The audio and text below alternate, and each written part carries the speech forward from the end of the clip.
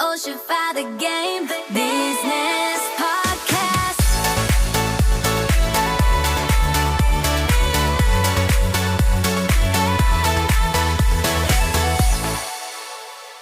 Welcome everyone. I'm your host, Yuichi Ochi, but you can call me Ochify. I'm a veteran guy who's been swimming in the business side of the game industry for about 20 years now. On this show, I share my thoughts and observations based on industry news and things I see and hear around the business.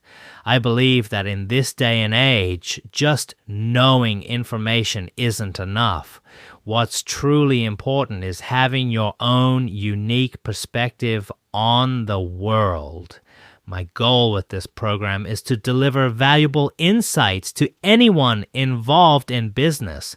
But hey, talking only about stiff, serious stuff gets exhausting, right? My friends actually call me the B-grade gourmet king of East Asia, which is really just a fancy way of saying I'm a massive foodie.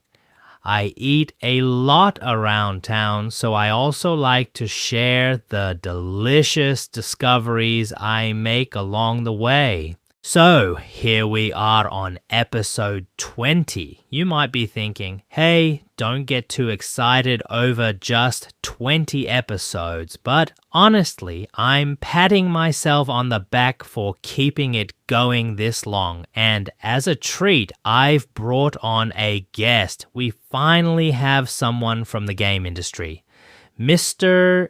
Yoshikawa, the president of City Connection. We had a great chat about the origin of his company's name and how it evolved into a game publisher. Fun fact, they actually didn't start out doing game-related work. Our conversation was so good that I've decided to split it into two parts, this episode and the next. I think you're really going to enjoy it. Also, later in the show for our gourmet segment, I'll be introducing a recent favorite of mine, a pork Horumon offal restaurant in Ebisu, Tokyo called Rukuma. Game business topic.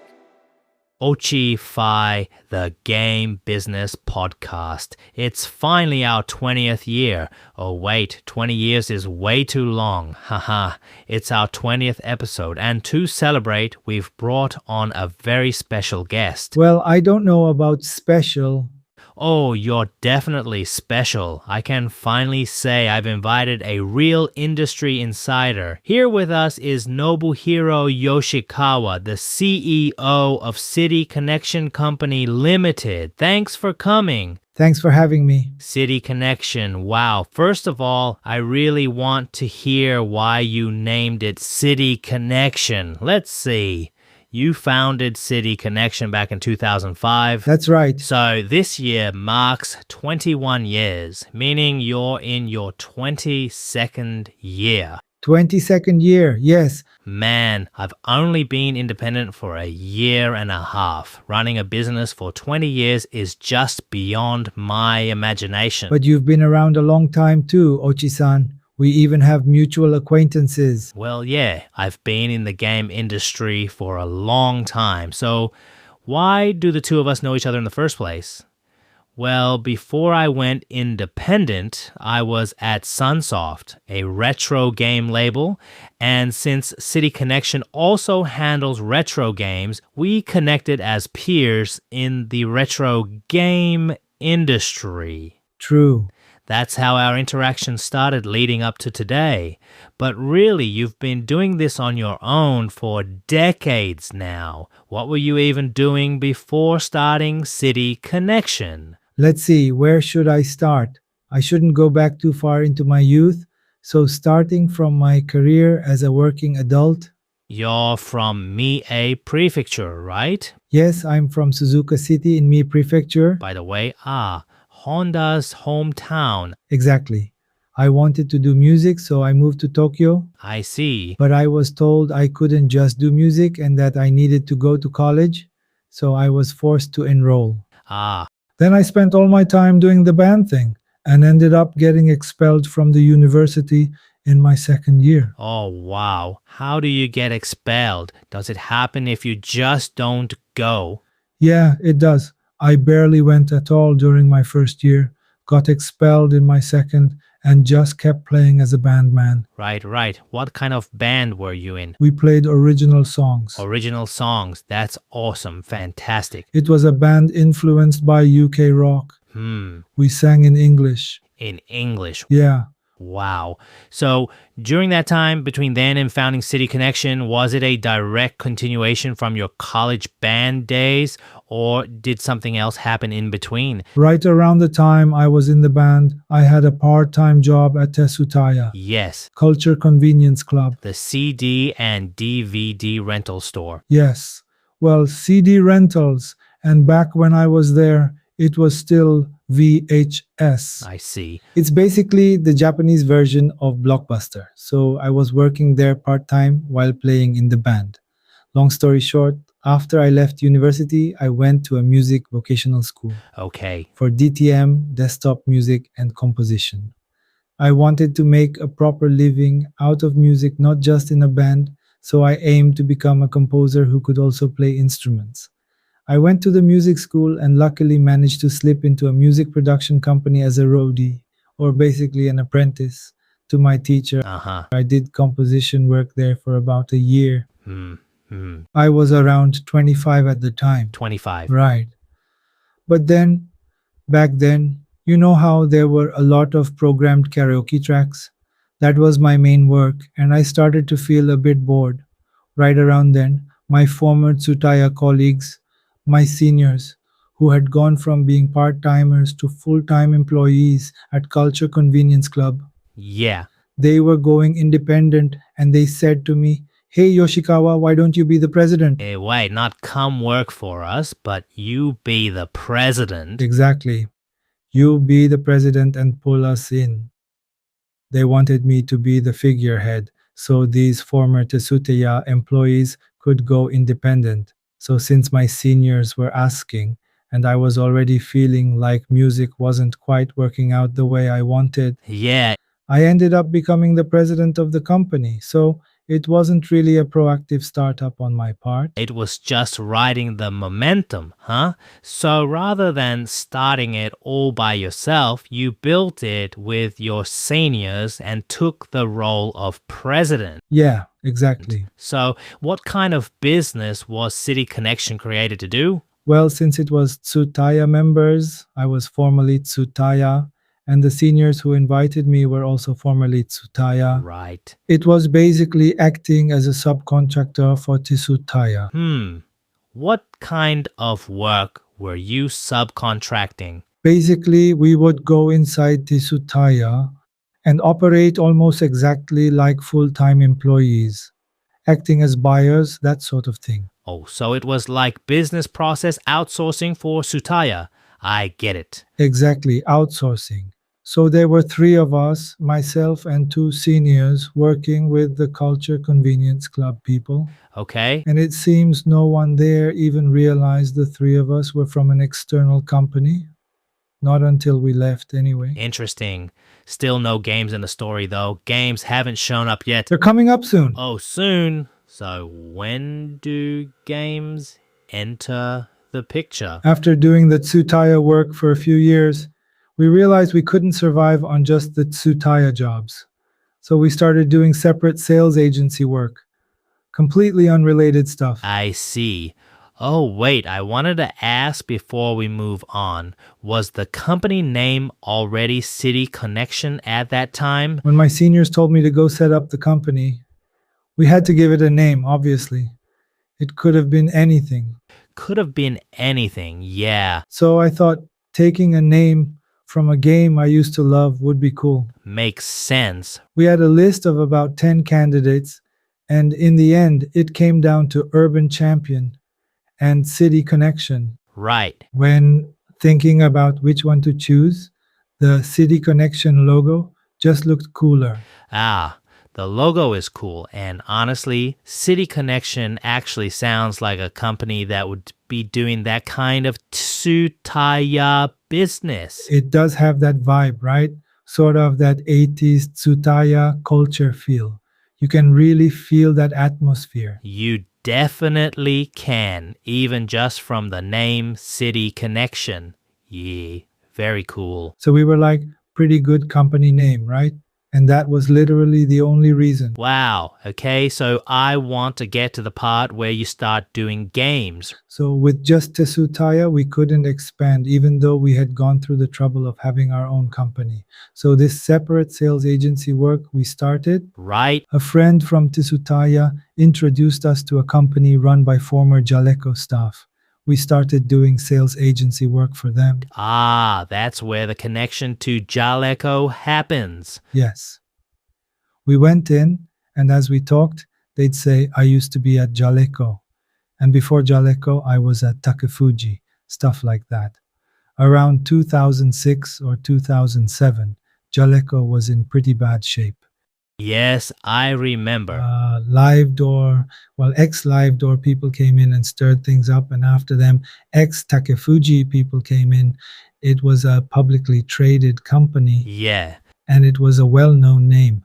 So as an entity for financial money games, basically, it was a very convenient vessel for that sort of thing. Jaleco was being transformed into a corporate entity focused on M&A, so there were many former Takefuji and former Live Door people around. I actually worked with Jaleco around that time too. Oh, really? They were trying to do PC online games. Ah, yes, yes. No stale, right? Exactly. Yeah. It was exactly that period.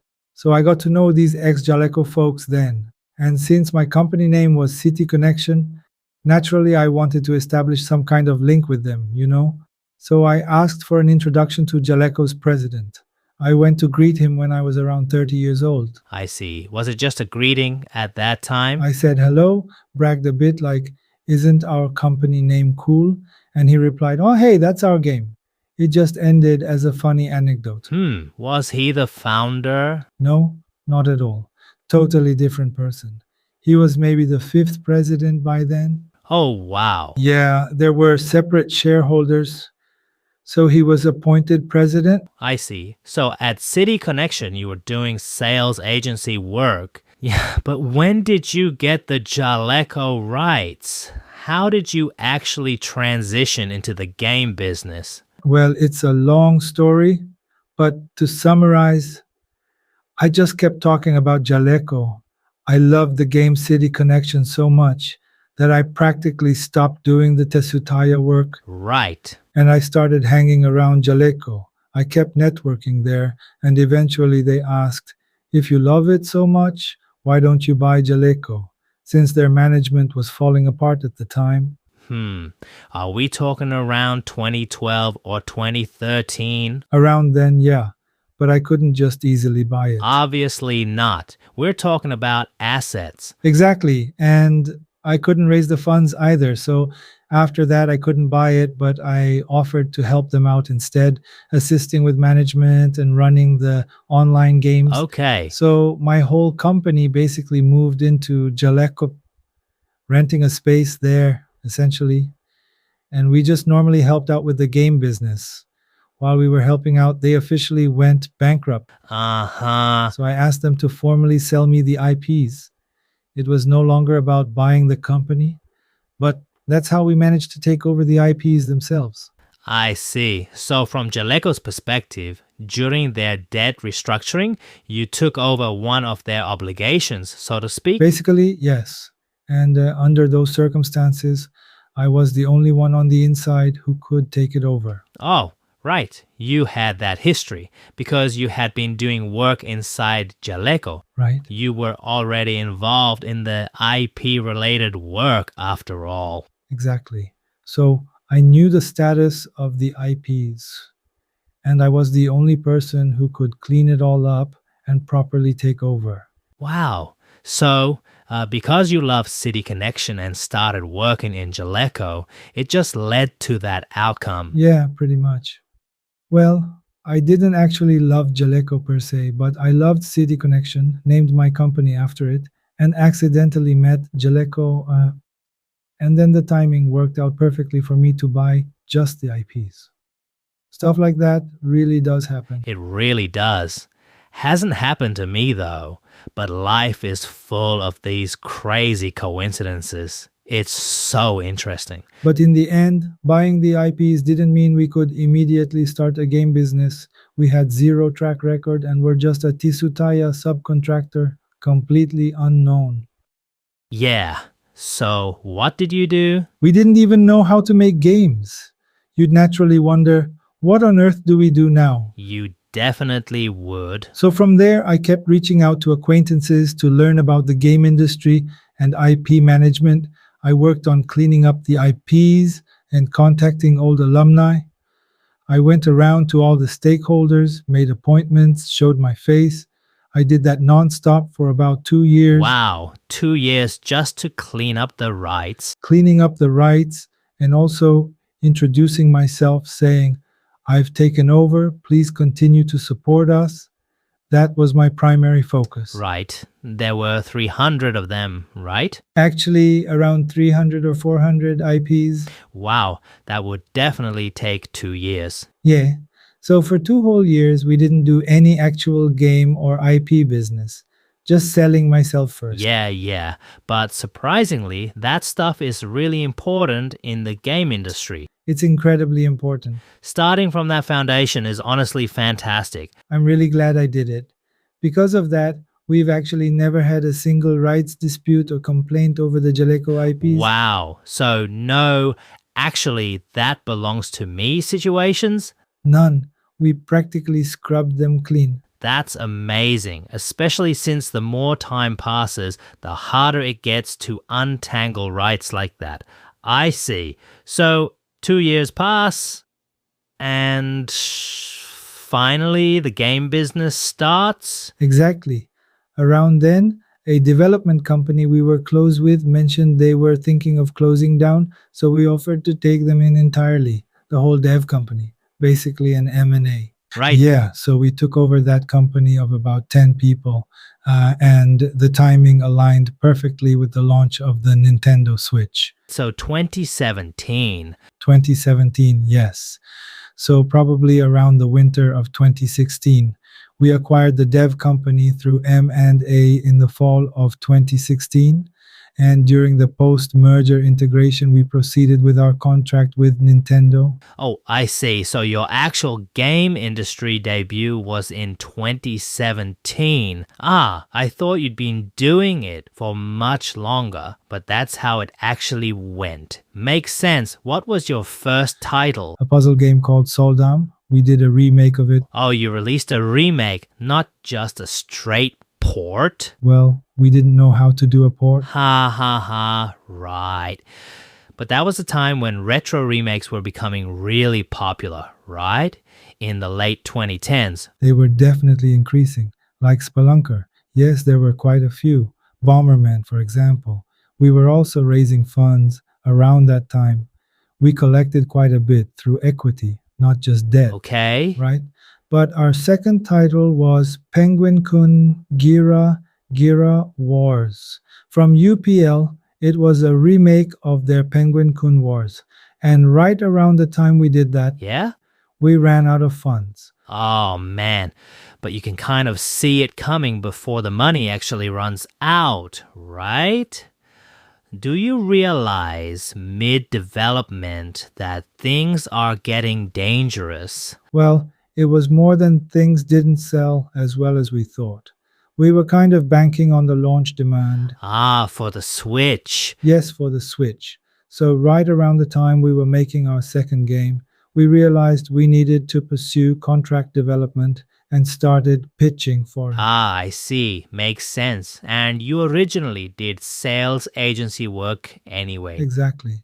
So thanks to that, right when our funds were drying up for the second title, we landed a contract job. Nice. Yes, one of the pitches we brought in got accepted. So we entered a phase of doing both contract work and IP remakes.